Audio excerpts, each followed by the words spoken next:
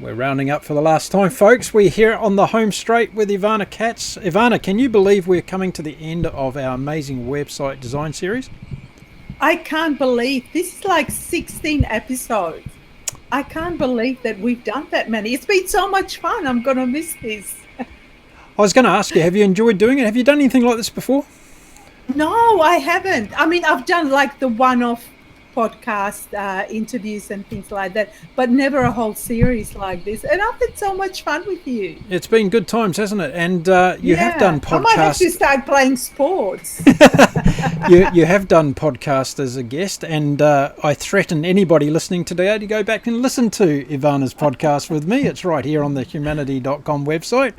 And you can find out a lot more about Ivana. But these were prior to the days of us knowing about girly weekends away and all the other extraordinary social events that Ivana gets up to. If you're ever in Sydney, Australia, look Ivana up. She'll love to go out and show you around, and love a bit of a social chat around website talking and discussions as well, right, Ivana? Yeah, I promise I can talk about other things other than websites, yes. Okay, well, as I said last week on the show, as we closed up, we've saved the best till last as far as topics go. It's probably one of the most very important topics, isn't it? Because it's all very well having a website, but if no one can find it, then you run into a bit of trouble, don't you, Ivana? But it's also one of the most difficult topics to talk about. So today is going to be pretty heavy duty. So, you know, if you drink alcohol, I would go and get yourself a little glass of something. Fantastic. Something happy. Yeah, brilliant. And what I was also going to say today is I've got a couple of questions I've been saving up for you from throughout the series, Ivana, that I thought I would throw your way today, because we've got to go out with a bit of a bang and a hurrah, and I thought I'd put you on a spot with a few questions so that you can I can see myself going bright red already. Can you really? Oh, you shouldn't do that. I think I know you enough by now. When you drop something and you really drop it in. Well, at least I gave you some warning. You got to say that's nice of me, right? Let's start off with the first one, because we've been doing a lot of reviews of other people's websites throughout this whole series. And if you haven't been watching the series, go back, because we've done Ivana's done some really great reviews on people's websites and given great tips on how to improve them and all the rest of it. Ivana, I wanted you to tell us today, what do you think your website could do to make it a little bit better than it is today? Well, I think I need to simplify my website a little bit, especially the homepage, because my website just keeps evolving, and the more I learn, the more I add in. But I think I need to start taking things away. So I think that's one of the main things. I always believe in providing a lot of value and teaching people so that they can make the most of their website, regardless of whether I do it for them or whether they create it themselves. So I want to keep adding more value, and probably I think I need to start creating more videos. To be honest, I used to, like, for me, sitting in front of the camera was very scary. I'm a geek. I have no problem with technology generally. But sitting in front of the camera when the little light goes on, I'd be there like a deer in headlights. And I think working with you, and just, you make it so easy, and you know, it's just a conversation you're having with a friend. And it's given me sort of a lot more confidence just to maybe sit there and just record a few videos on my own, just, offering tips as they come along. So I think that's sort of the path that I'm planning to take. Okay, brilliant. But I'm always thinking, and I generally won't tell you to do something unless I've done it or unless I'm planning to do it. Yeah, fantastic. Okay, good feedback. And I was going to say the same thing, because I've been having a close look at your website, and I thought, wow, it's one of those situations that's very hard, I think, in terms of you've got so much knowledge and information about the subject that you're an expert on, or we call Web Design Guru, WDG. And it's sometimes difficult, I guess, in terms of being able to communicate all that information. Like, we've done 16 shows after today, right? And we've only touched the surface in some of them, right? We could have gone on for hours and hours and hours. So it must be a very difficult task to try and disseminate all that information in a shorter content context. So I think introducing videos to your website would be a really good thing. And I hear that there's going to be some future features coming along down the line where you're going to help people even more. So I'll let you share that when you're ready to. I won't blow the bubble on that one, but there's exciting. Oh, it's no great secret. I mean, I've partnered up with a developer and we're putting together industry-specific training on what your website presence should be. We're looking at launching it sort of early next year. So I'll let you know when it's available. At the moment, it's in just the thinking stages and planning stages. But one thing I think what I wanted to say why this has been so valuable for me is because I always thought everybody knows what I know. And just sort of talking through things and saying things out loud made me realize that maybe people don't. By the questions that we've been asked and things like that. So for me, it's been a really valuable learning tool because I'm learning as I'm going, and so enjoyable. And you ask the right questions, and and you make me think about things from a different perspective. So I want to thank you for that. Well, it's been a joint effort, and I want to go back to prior to us actually starting this, because I think there's something else that's been learnt through this process for both of us, and I want to share it with our audience today, and that is the power of collaboration. And I did approach you prior to the series and say, hey, let's collaborate and let's do this and all the rest of it, and there was a bit of shyness, there was a bit of uncertainty, there was a bit of skepticism and all that about this word collaboration. Never skepticism. Let me just say that I was never skeptical, but yes, there was fear. For sure. Yeah. So what I wanted to say was, if you're out there and you're in small business today, these opportunities to collaborate with different brands and organizations do come along, and jump on board and give it a go, because it can absolutely lead your brand and your business in a direction that you had not even been anticipating. And the result of it can be something like what we've created here, where we've got an online series now that's going to sit on the web forever. And it'll help people build websites. And that's a fantastic thing that Ivana's done, and being able to share her knowledge in a different way than what she has been doing in the past. So kudos to you, Ivana, for saying yes and accepting the challenge. Well, you know what? It's been, that's kind of the journey that I've taken on since my cancer diagnosis 4 years ago. I always say, what's the worst that can happen? And when you approached me, and I thought, what's the worst that can happen? It's not going to kill me. Cancer didn't kill me. This is probably not going to kill me. So I've learned to embrace things. And you know what? You don't have to be perfect. You don't have to know everything about everything. And just give it a go. It just, you never know. And you never know who you might meet along the way. Exactly right. Yeah, you never know where it might end up. So let's get into the final episode. We're talking about search engine optimization. And if you're out there and you're thinking, wow, they're going to be talking about racing cars today with search engines. No, we're not. We're talking about websites. So if you're a petrol head and you wanted to hear about engines, this is not the place today for you. We're going to be talking about SEO. So first of all, let's give people the definition of what SEO is all about, Ivana.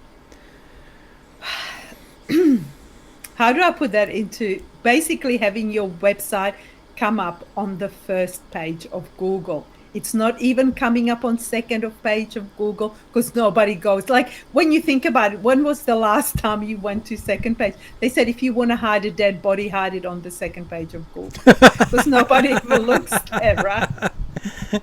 Is there an app for that? Can you find an app to put your dead bodies on the second page of Google? Yeah, somebody said that to me the other day. I thought it was brilliant. But it's true. So it's getting your website to come up on the first page of Google so that you can get traffic. Now, I'm going to be totally honest. I think this is a task best left to the experts. We are now at over 1.8 billion websites on the internet. Let me repeat that, 1.8 billion. I don't even know how many zeros that is. I think that's like 9 zeros, right? It's something like 200 new I can't do my maths at the moment. I think it's like 100 new websites or 200 new websites per hour being launched. So there is a lot of competition and everybody wants to get on top of Google.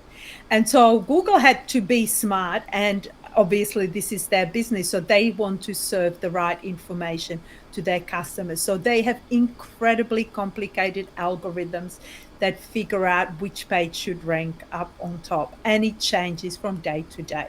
So that's why I say it's best to leave it to the experts. If your marketing relies mainly on being found on Google, then pay somebody and expect to pay a lot of money, because there is a lot of work to be done. Having said that, though, for a lot of small businesses, there are things that they can do to help that with their search engine optimization and for ranking higher. And generally, the more niche you are, the better chances you have to come up.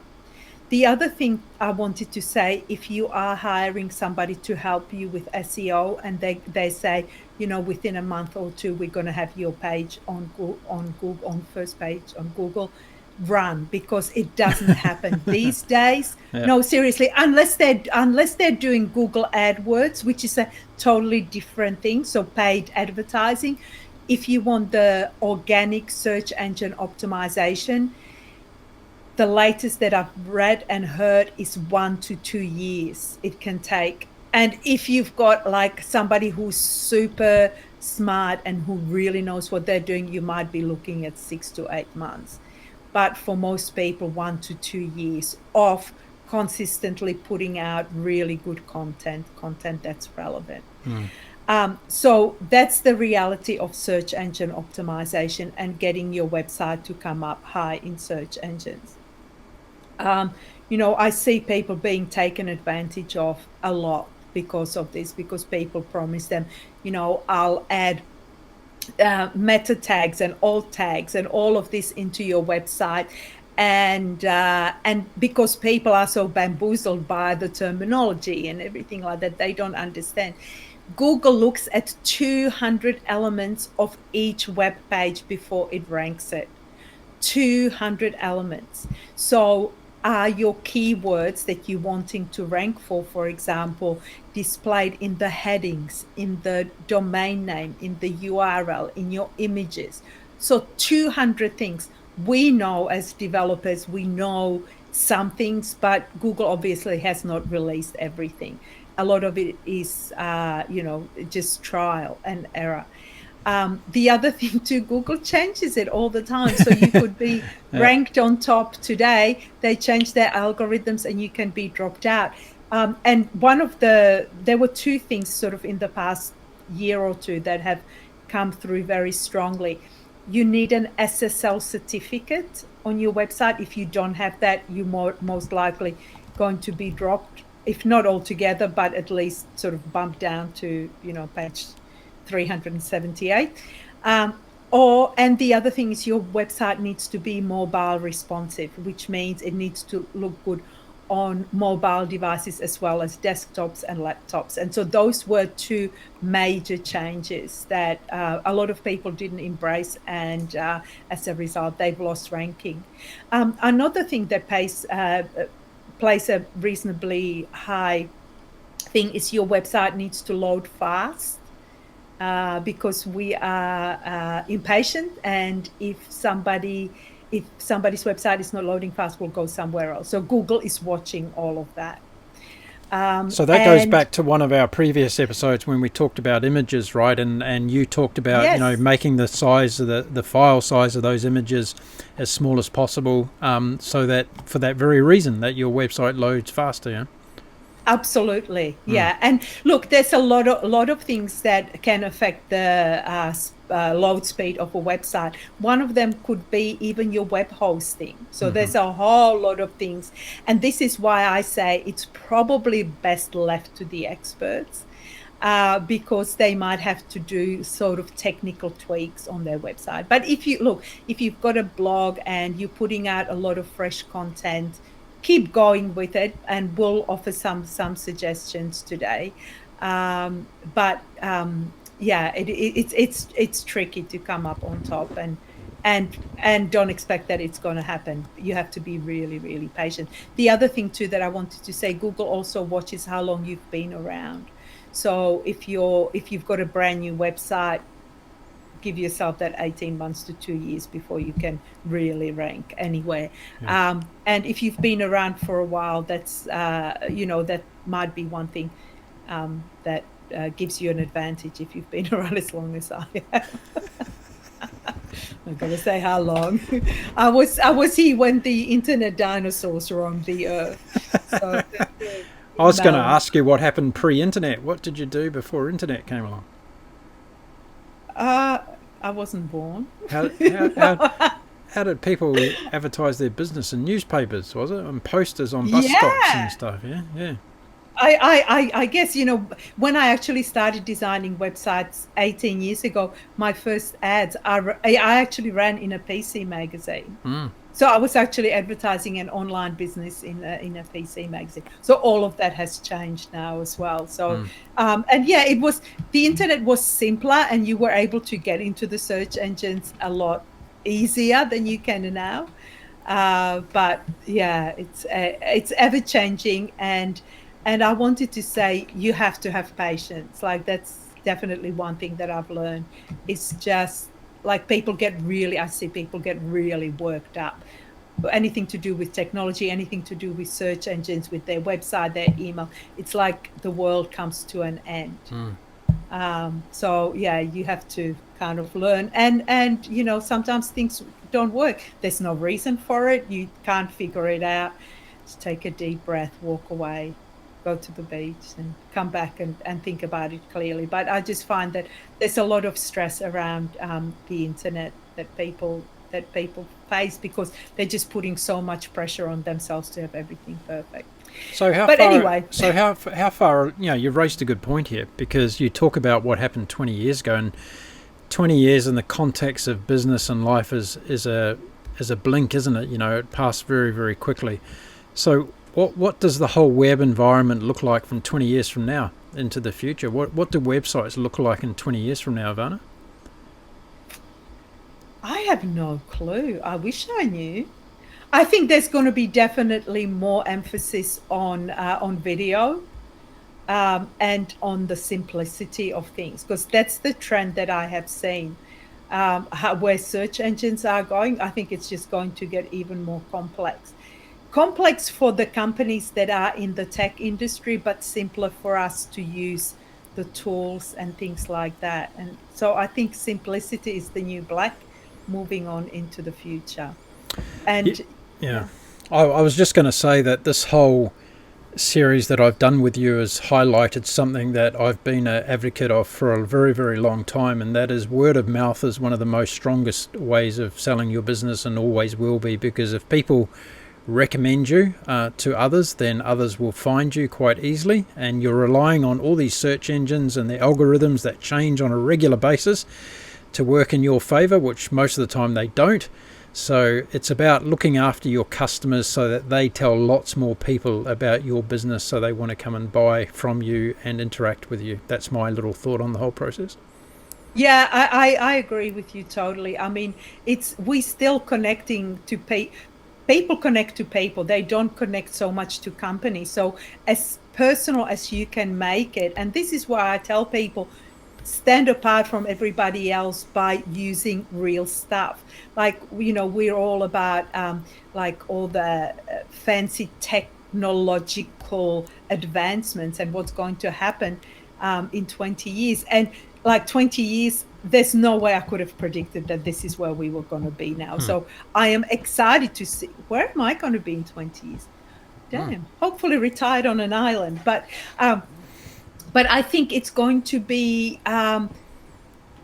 with the internet. I think we are craving more the human connection. So I think, doing things like this where you've got a real person that you're talking to, I think that's kind of where we're heading. Hmm. We've done all the technology and hiding behind the screen.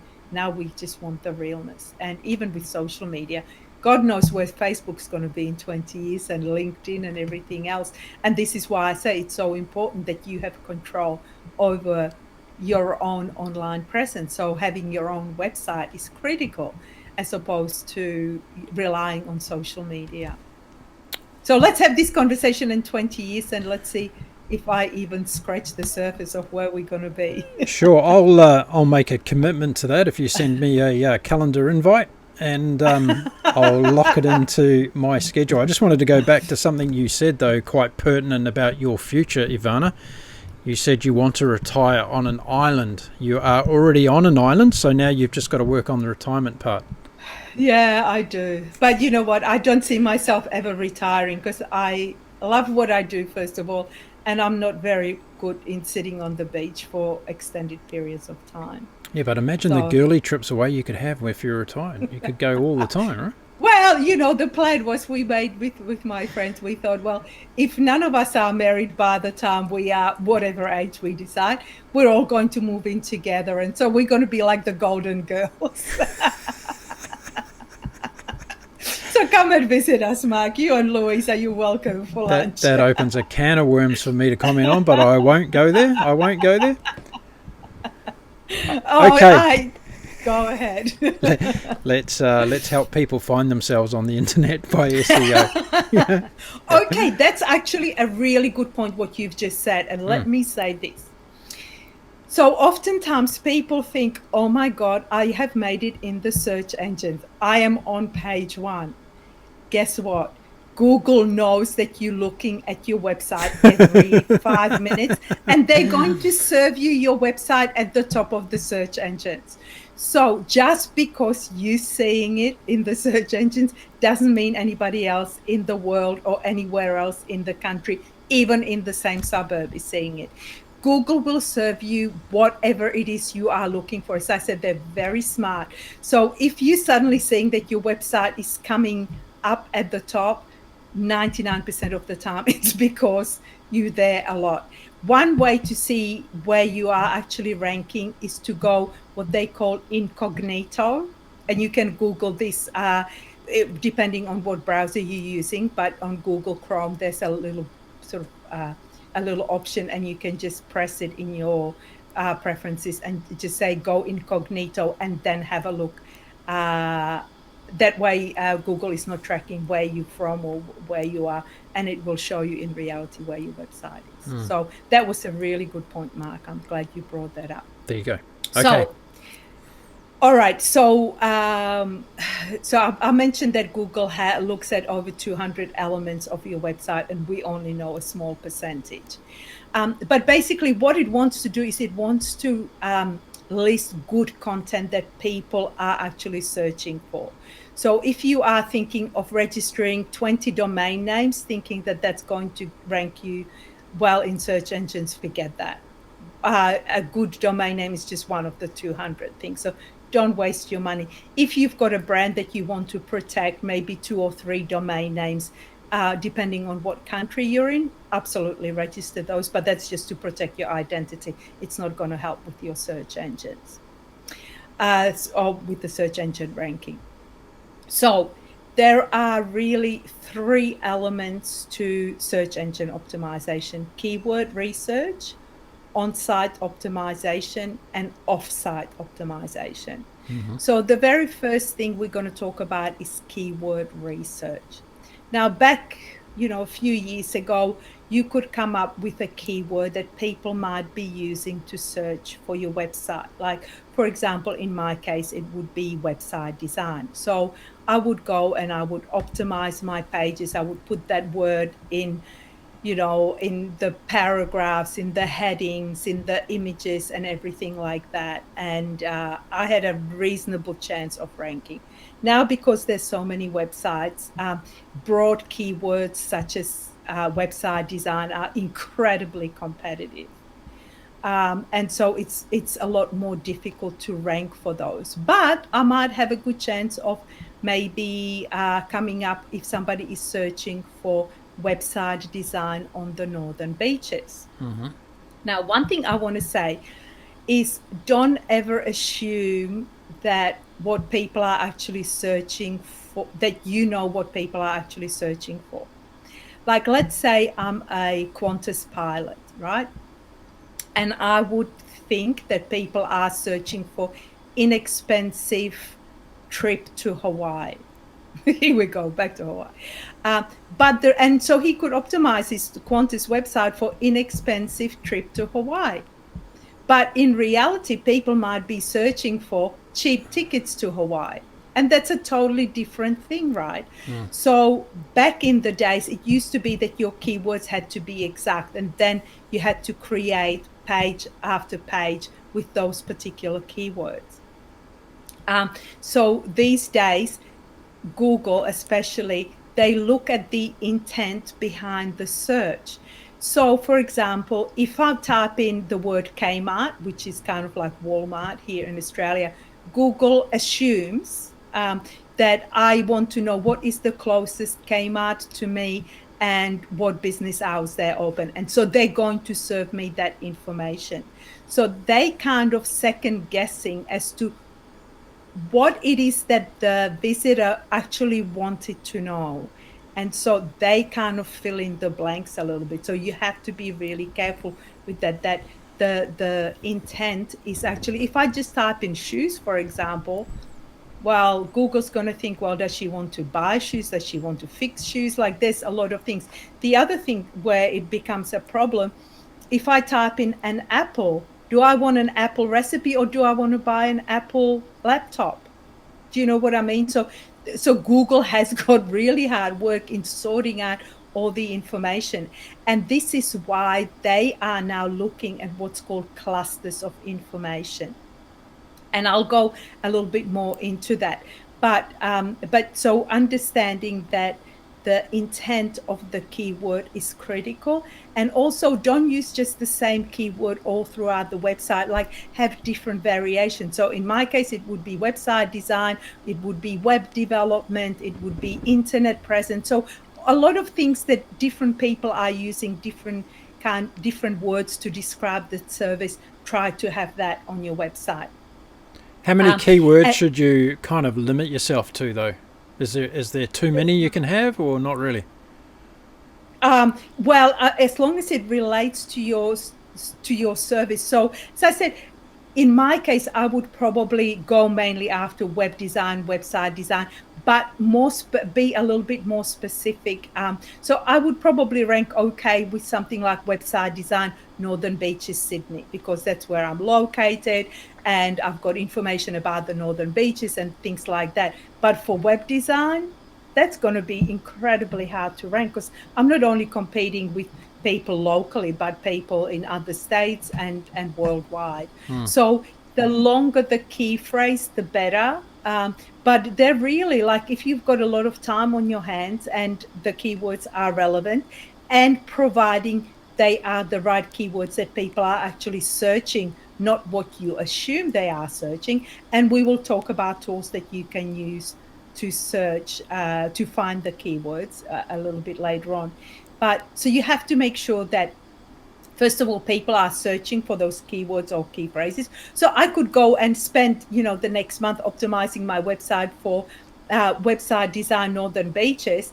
Then I can go and look into Google and find out that there's one person per month who searches on that term. So it's not going to do me any good. So maybe, changing, maybe doing website design Sydney or Sydney web design or something like that. So it's important that you find out how many people are actually searching for those keywords. And the other thing is that you want to do is the keywords that you optimize for are not research keywords, but rather what I call buying keywords. So let's say I am going to buy a new car. And I started doing research. So first of all, I might put into the search engines family cars, right? So those are keywords, family car. Next thing, it will come up with maybe, the top 10 family-friendly cars. Next thing, I might say, okay, well, I want a sedan. So then I'll enter in sedan family car. And it's not until I actually type in Toyota Corolla, for example, that I am actually ready to buy, or Toyota Corolla 2019, that I'm actually ready to buy. Now, if you are a dealership and you have optimized your website for family cars, you have virtually no chance of ranking. If you've got family cars in Sydney, maybe you might be getting that. But so you should be optimizing for the individual models and then creating pages specifically for those models. And this is why it's important to be very kind of niche in the offerings. And this is why I was talking to you a few episodes ago about being niche when it comes to the different sports on the global sports channel, because when you are too broad, it's too difficult to rank you. Whereas if you specialize, or if you've got a broad audience, or lots of different product services and different topics, then make sure that you create page for each one of them. Because, as I said, Google does look for clusters of information. So buying keywords rather than, and making sure that somebody is like, how many people are actually searching for those keywords? If nobody is searching, there's no point in optimizing your website, because you can spend a lot of time, a lot of money. And in the end, you might come up first in the top of the search engine for particular keyword or key phrase, but if nobody's looking, it's not going to help you. Exactly, yeah. Okay, great advice there, yep. The other thing that I wanted to mention, there are, in fact, other than the elements of ranking highly on search engines, and where I see people sort of get a little bit discouraged, is that they start getting a lot of traffic to their website, whether it be search engine optimization or Google AdWords or something like that. But then people are not converting into paying customers. And that's a whole different kettle of fish. So you could be paying somebody a lot of money to optimize your website. They might do an excellent job, and you might be getting 30, 40, 50,000 people coming to your website every month, but nobody's buying. Then the problem is not the actual optimization, but your website is lacking certain things. And although, having said that, if you are getting a lot of traffic, but it's the wrong traffic, then again, it's not going to convert. And so this is why I keep saying this is a complicated issue. There's so much that goes into it. And so I just want people to be aware when they go down the search engine optimization rabbit hole. It's pretty deep. That's a really good point that you're talking about, and I think a lot more business owners, whether they be small, large, or medium-sized businesses, need to look at this, what we call the conversion rate.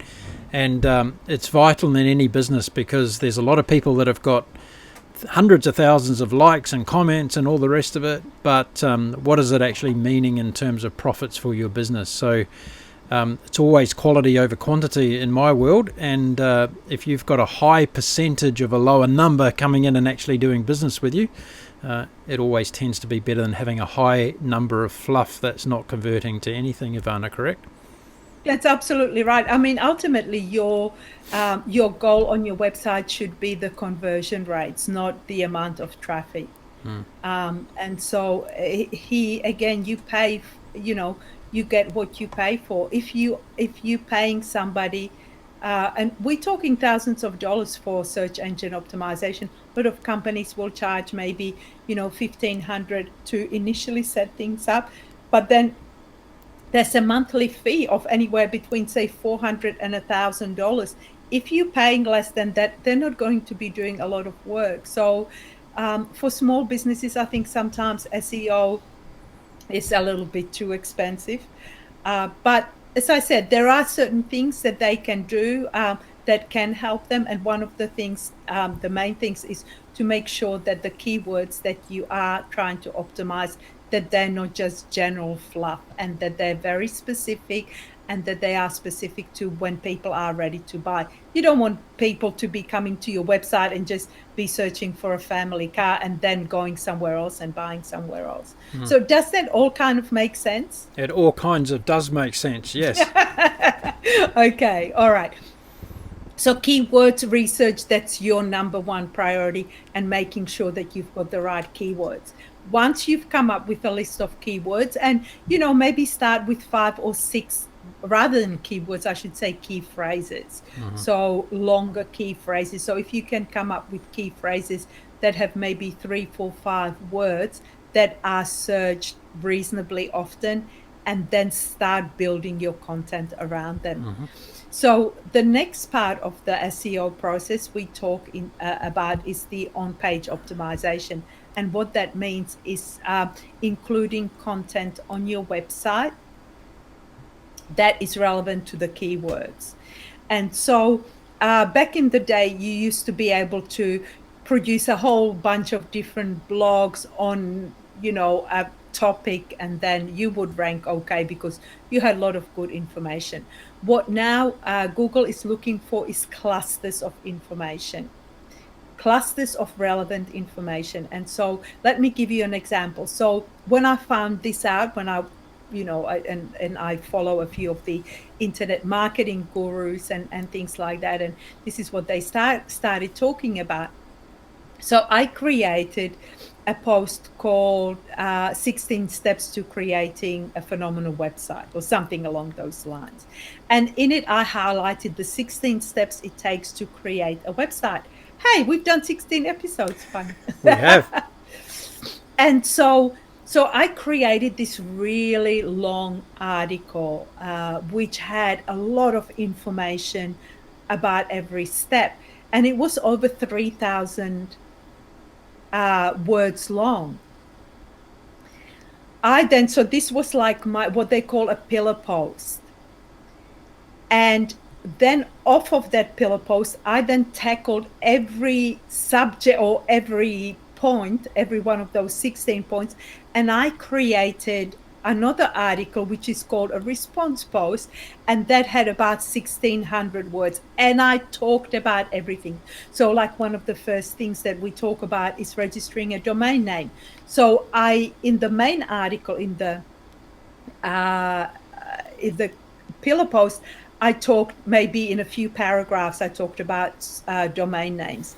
In the response post, I then talked, it's 1,600 words. So it's quite a long article. And I covered everything else that I didn't cover in the thing. And then I link the two together. And so it then creates a cluster of information. And that's what Google is now looking for. So it's kind of a little bit tricky because we say, don't have too much text because nobody is reading it, but Google's reading it, right? Reading so it, if your goal is to rank well in search engines, create these pillar posts and the response posts and just cluster the information together. The other thing too is link to relevant industry experts. So I found people, so when I was talking about SEO in my article, I linked to some of the key tools that are as known authorities in the SEO playing field. If you're the fitness industry, link to people who are seen as experts. They're going to love you because you're linking to them, but also it shows, again, it creates this community, this cluster of information, which is what Google likes. And also ensure that your first paragraph summarizes the main subject, because Google reads that. Google looks at that very early on. Now, your keywords should then be included in the domain name or URL. And so what sometimes people try to register a domain name that has keywords in it, and we know how difficult it is these days to get a domain name that has keywords without it being too long. So one way is to just register your business name, whatever it was going to be. But then when you're actually naming the page, put the keywords in that. So I would probably name a page on website design. I would call it maybe Website Design Sydney. Mm-hmm. And so that way, the keywords are within the URL of that page. And so Google would look at that favorably. Mm-hmm. Mm-hmm. Title of each page should have the keywords. Headings of your page should have the keywords. There's something called page meta description, and that should have the keywords, but also don't just write the one keyword and just spam it all throughout. Like, it has to make sense, and it has to be readable by a human So put in the keywords and maybe use different variations, as I was saying, website design, web development, online presence, that sort of thing. Like include that within the page description. Alt tag of your images. So this is the information that the search engines read about what is actually in the image. And we covered that, I think last time we talked about that.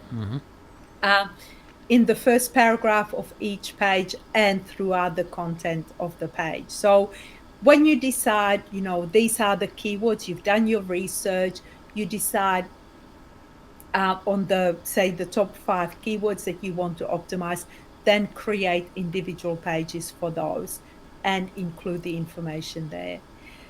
And hopefully Google will find you once. And that there's not going to be too many people. But the good thing is, like, most people won't do that work. Like, they just think, oh, it's too hard, and they'll find other ways to promote, which is fine. But so that's kind of inserting keywords into your website. As we talked about, and I think this was one of the things, Mark, I was going to say, and I completely forgot when we were doing the Global Sports Channel review. You've got lots of great videos and a lot of really good stuff there, but you don't have a lot of text, and Google can really only index text. So by introducing extra text, and I know you're still working on that, and so I'm sure you'll have covered that in, but it is important to have text on your homepage, because that's the first page Google looks at. And if the only thing you've got on there is a beautiful image, or you've just got a video with not a lot of text, Google doesn't know where to go with that. So having some text on your homepage is critical. They can't rank their own website very well, can they, Google, then? Yeah, that's true. That's very true. They have zero text on their website homepage, right? Yeah, I know. But where do we go? So it's taken them a while to get. So when you get to the level of Google, you can remove all your text. You have my permission. You just have a search engine. Yeah. Yeah. Yeah. Good point, though. That's a valid point. So make sure that you've got no broken links. And this is generally for a website that you've had for a while. Are the links between pages? Sometimes if you remove a page or you rename a page, make sure that all your links are working. There is a broken link checker that will allow you to check to make sure that there's no broken links on your website. So that's also critical. As I mentioned, it has to be mobile responsive, so it needs to look good on both mobile devices as well as desktops and laptops. You need to have an SSL certificate. And if you don't know what an SSL certificate is, it's basically a way for your website to encrypt any information that is entered. So if you're collecting people's email addresses, those email addresses get encrypted so that hackers and spammers can't get hold of them. And Google has made that. It used to be, once upon a time, if you were collecting credit card details, you needed an SSL certificate, but now it's pretty much for every website. It might not need to be as high security SSL certificate, so you might be able to get away with like a basic SSL certificate, but you need to have it these days, because otherwise Google won't talk to you. Did you know that the Bureau of Meteorology in Australia has got an unsecured website? I'm not surprised. It's it's a government organization, so things take a little bit longer to roll out, and they probably they've been around for 87 years. They've it's been taken around, them a long time to sort out. Yeah. But I find that quite interesting that they've got an surprised. unsecured website. Yeah. I know. That's weird. See, I've noticed these things since I've been doing the series with you. I go looking for this now on websites, and I go, "Oh, you naughty boys! You haven't got your website secured." Yeah, no, it's true. So having and if you're wondering where you get your SSL certificate, it's generally from your hosting company. So yeah, contact them if you don't have it. Load speed we talked about, and the other thing is avoid duplicate content. So once upon a time, people, the way they would optimize their website is they would create a page: website design, web development, online presence, and they would create exactly the same pages and they would just swap out the words. Well, Google's smart, and so they don't like to see duplicate content. If you have some duplicate content, let's say, for example, you've got products which are very similar, or that you've got the same description, that's obviously fine. But they're smart enough to know that if you're just copying the content just for the sake of copying it, thinking that you're gonna get penalized. The other thing too, if your website is primarily plagiarized because you've copied the content from everybody else, Google will catch you out, and again you will lose. So we go back to what they've always done is original content, not only text but also images. Yep. It needs to be fresh, original, in your own words. Mm-hmm. Okay. So those are key things for on-page optimization. The next thing is off-page optimization, and what that means, everything outside of your website. So from early on, the third way that Google would rank you is if you have had a lot of backlinks pointing to your website. And what I mean by backlinks are links from other websites to yours. And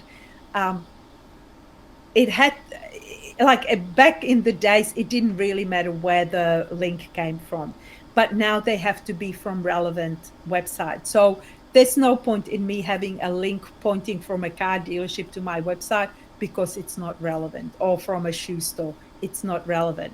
But if I have a link from a search engine optimization company pointing to me, that's relevant, and that's what I would want on my website.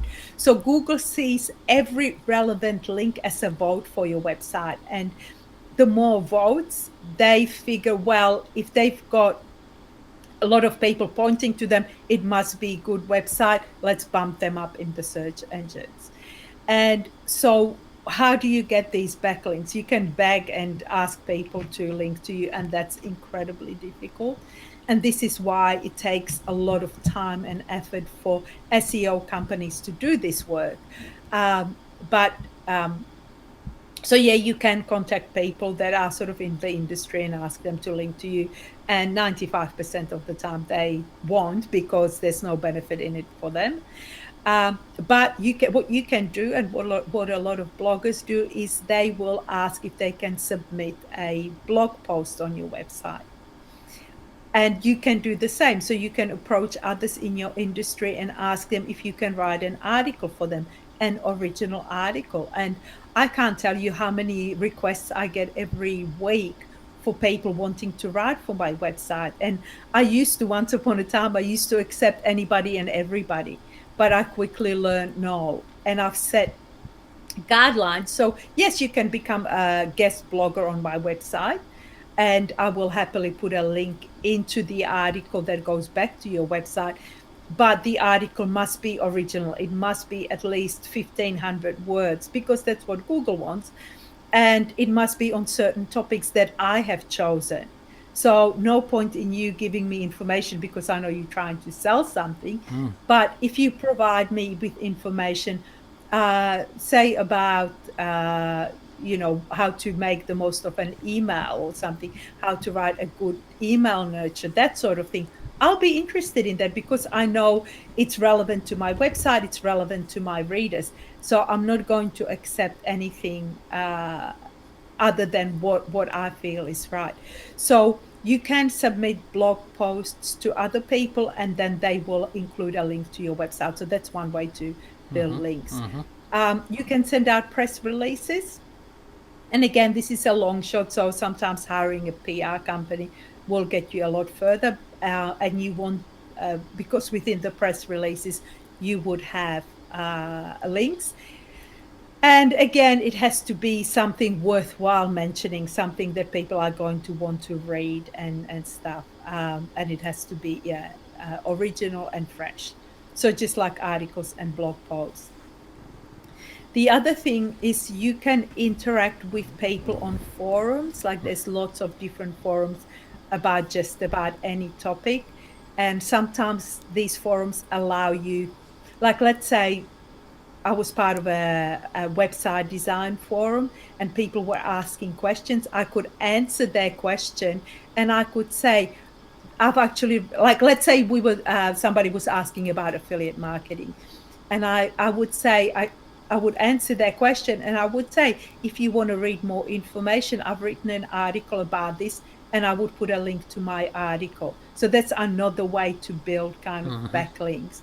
But you have to be really careful, because some forums won't let you post links, but Right. some will. Yeah. So that's, again, it's adding value.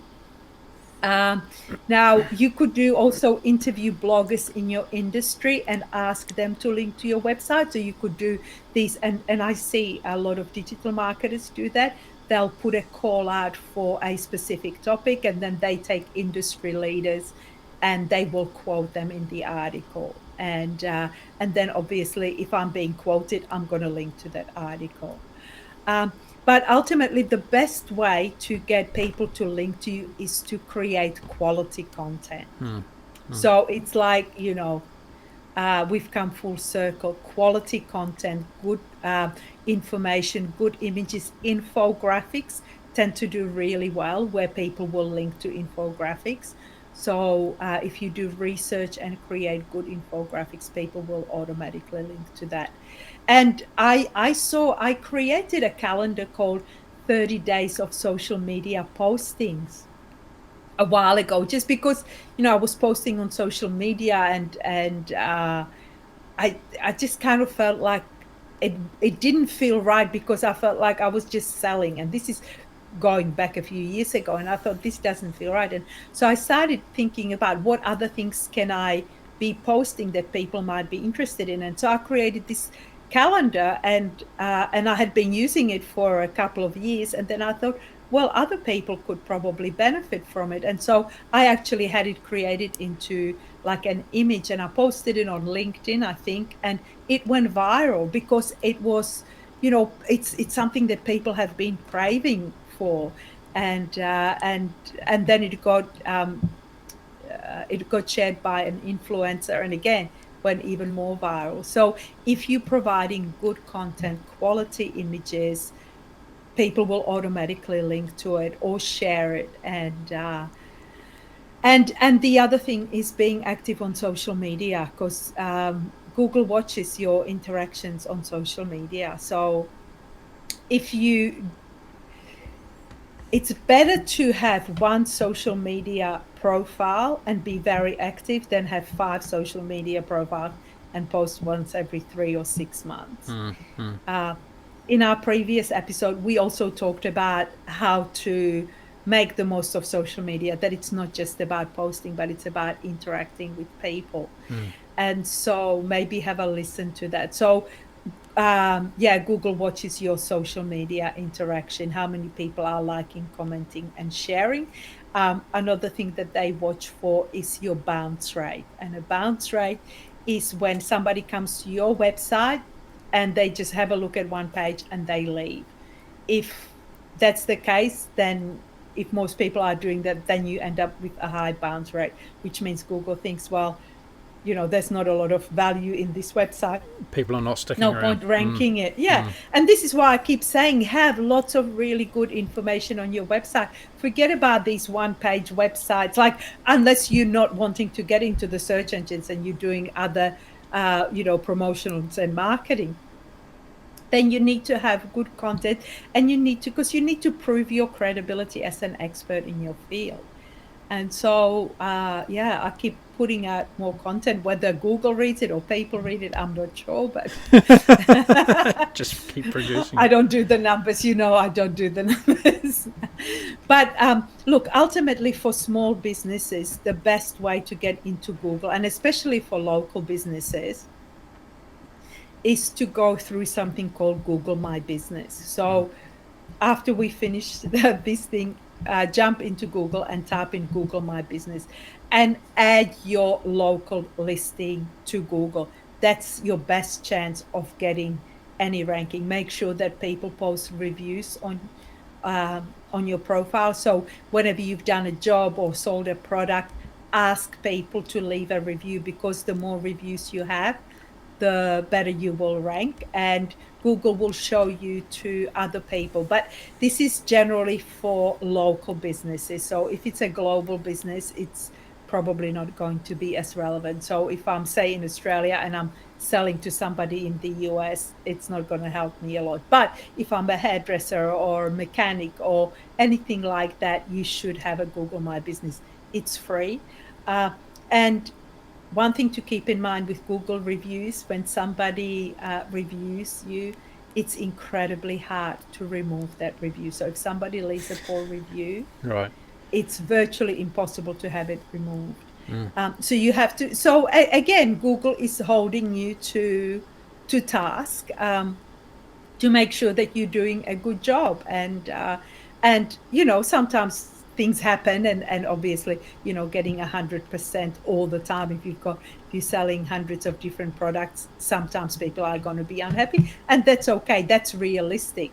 But if suddenly 99% out of 100 people are leaving poor reviews, well, there's something wrong with your products or services. So reviews are really important. Also, post regularly on your Google My Business profile and just share information and stuff. I mean, I've always been a big fan of Google, and whatever they bring out, I kind of run with it. And their model changes. I mean, a while ago, you could become a Google verified author, and you had to go through this process so that they knew that what you were putting out there wasn't just junk that you were copying. So, but then when you were Google verified author, they would put your picture next to your articles, and they would rank you higher. That doesn't seem to happen anymore. Google launched Google Plus, the social network. Yeah, look at that. And that's gone away. But I mean, I think their business model is very is driven by us, and so they look at what's working, what's not working, and I think it's a good lesson, because we see that Google doesn't always get it right, or they'll run with it for a while and then it falls by the wayside. So they go, okay, well, let's look at something else. And so I'm hearing something about Google Stories becoming a new thing, which is kind of like your Instagram stories and Facebook stories. I haven't read or seen much about it, but they're basically just short videos that you would be putting on Google. And again, it's going to take a while for everybody to start jumping on the bandwagon. So at the moment, if you Google My Stories or something like that, you might be able to get ahead of everybody else if you start posting.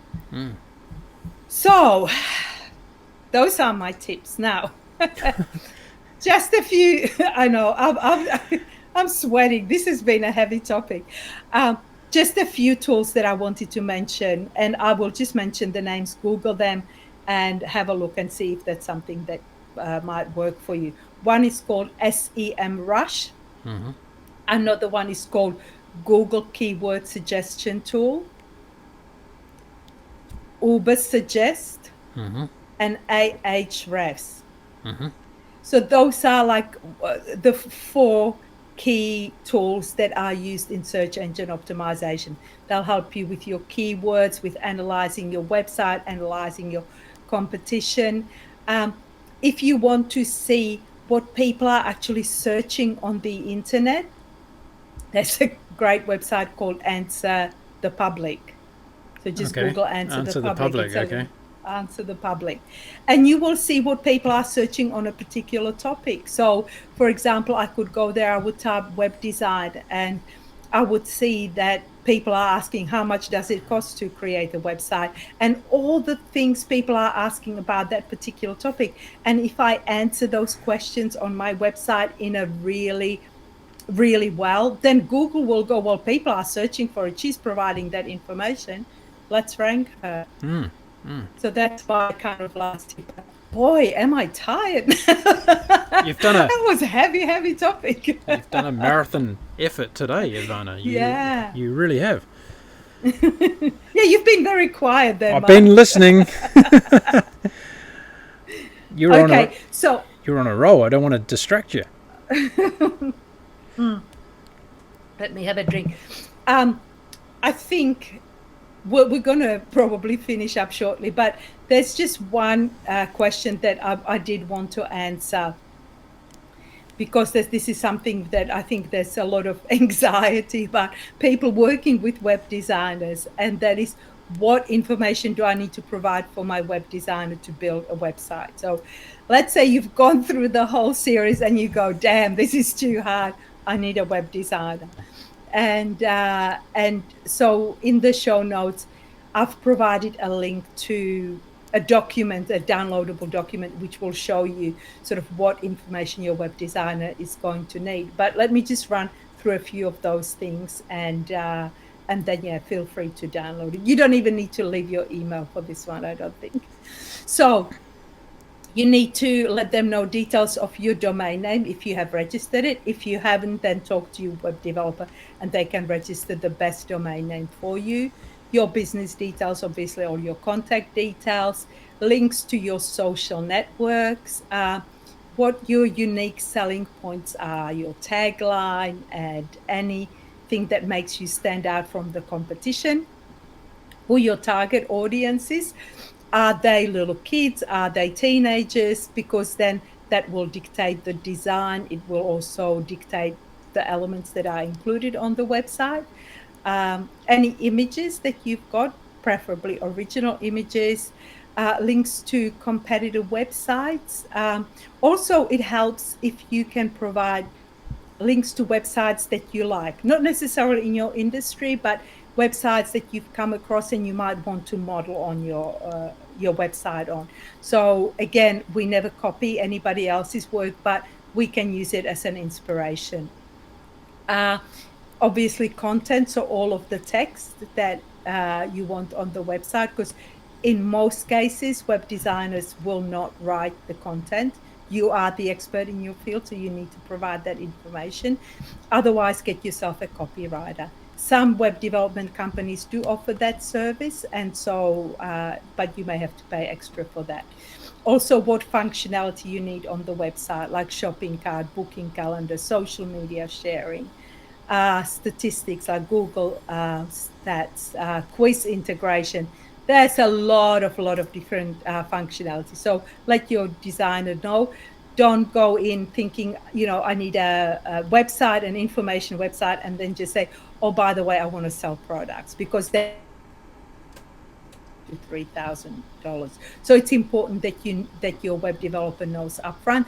And if they've been in the game for a while, they will be asking you the right questions anyway. The other things, the last four things, are calls to action. So whenever somebody finishes reading a piece of text, where do you want them to go next? Like, do you want them to download something? Do you want them to contact you? Do they want to follow you? So calls to action, if you can let your web designer know, that'll save a lot of time and headaches. Trust icons, so your testimonials, your before and after photos, your media releases, and all of that. Your project budget. Now, if you goodness, oh my God. Okay, so recently I had an inquiry. Somebody came to me and he asked, we had a Zoom call and we talked about creating a website for him, and I provided him with a quote, and he came back and he said, well, I think the quote was, because it was e-commerce, it was going to be around the $3,500 mark because of everything that he wanted. And then he said, no, I only want to pay $3,000. And by the way, can you also make sure that you include this? And he included a list of 34 items. And to be honest, I laughed. I laughed so much. And I'm like, you got to be kidding me. And I said, I'm happy to include it, but you're looking at $15,000. Because he wanted like all the copy to be written. He wanted search engine optimization to be done. And he wanted all of that for next to nothing. So let your web developer know what your budget is, even before they quote you, just so that they know what they can fit into it, because you don't want somebody to be resenting you because they're working for $3 an hour. Unless, obviously you're employing somebody in a developing country where maybe $10 an hour is a reasonable reasonable amount to pay, but then you're going to have to manage the project a lot differently than if you are working with somebody else. So be clear on what your budget is, and then communicate that. And it might be, look, there are always alternatives. Like you might be able to come to an agreement that maybe you spread the payments over 3 months if it's going to cost. Negotiate it out. Yeah, basically. So don't try to knock them down necessarily on the price, but figure out a way that you can work around it. Or maybe you don't introduce all of the functionality right up front and you'll stretch it out. Maybe start with an informational website and then add extra things down the line when you can afford them. And finally, the important thing is your goal launch date.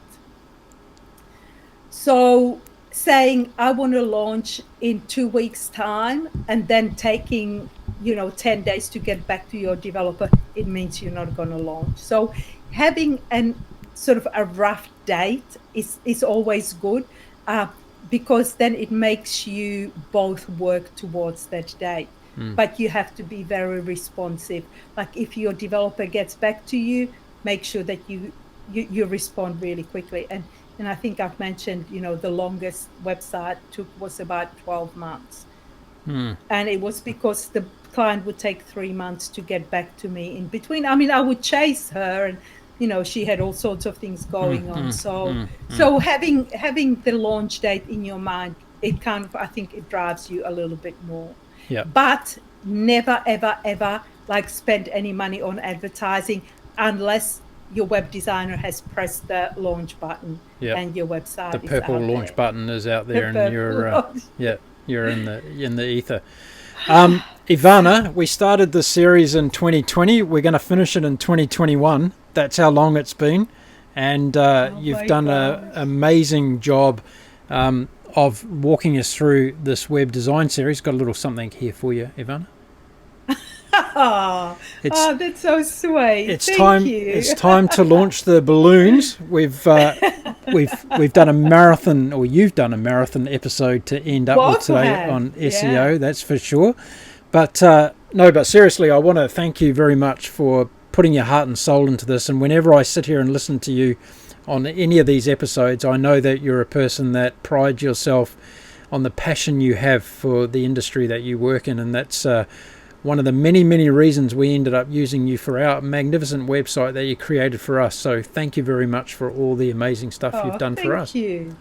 It's been so wonderful just going through this with you. As I said, I've gotten so much out of it too, in talking to you and learning from you. And I hope maybe in a year or two we'll revisit this and maybe do another sort of updated series maybe. I want to challenge everybody that's listened to this series to send us your feedback to Ivana about a website that you've built as a result of listening to the series, because I want to see all the magnificent work that people have done based on the advice that Ivana has put out there, because it's been truly brilliant. And I'm sure if everybody follows all of the advice that Ivana shared with us, they're going to end up with a fantastic website like we have. There you go. Let's hope so. So all that has to be said from me, Ivana, is to wish you a magnificent 2021. Let's hope the world gets back to some kind of normality so that you can get to Hawaii and also spend lots more girly weekends away with your friends. Yeah. And all the best to you, Mark. And I can't wait to see the wedding photos. The wedding photos are coming. Okay, well, there you go, everybody. Thank you, Ivana. I will thank Ivana on your behalf for this wonderful series. And if you haven't watched from episode 1, go back now and check out 16 episodes, because that's how many you've got to binge to get through to the end of the website design series. Thank you, Mark. See you soon. Bye-bye. There we are, folks. That's the last episode with Ivana Katz on the web design series. I hope you enjoyed it as much as I enjoyed bringing it to you. It's been an absolute blast with Ivana. Go back and listen to all of the episodes. There's some gold nuggets in all of them if you're trying to build a website and trying to get it seen across the world for your business. And start off at episode 1. That's where I suggest you start. Thank you very much for supporting this particular series. As I say, it's been an absolute blast doing it. I've enjoyed it. Check out all the other videos that we have at humanity.com. There's a lot of different stories there for you to listen to. And I also hope that everybody has a fantastic 2021 after a very difficult 2020. Let's hope the world and everybody in it has a much happier year this year. Until I see you again, I wish you all the very best. My name's Mark Philpott. Until then, stay safe, stay well, and look after each other.